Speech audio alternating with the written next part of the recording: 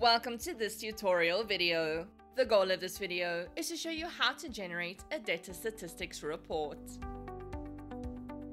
For a summary of information regarding the debtor, such as cash flow, turnover, and journals, a debtor statistics report can be generated.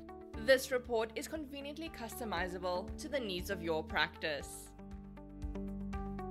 For the purpose of this video, we'll be starting on the report screen.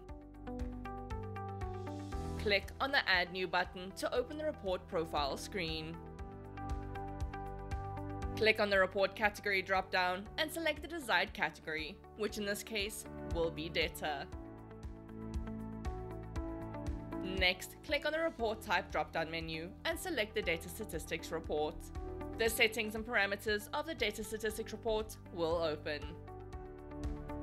Complete all of the information that you would like to be shown on the report. Alternatively, if you have a previously set up report profile, click on the drop-down and select the desired profile. For more information on how to save report profiles, please refer to the How to Save Report Profiles user manual linked in this video's description.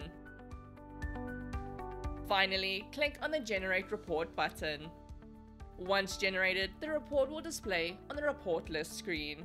Please note that if the report has not shown on the list, you might be required to click the Update Results button.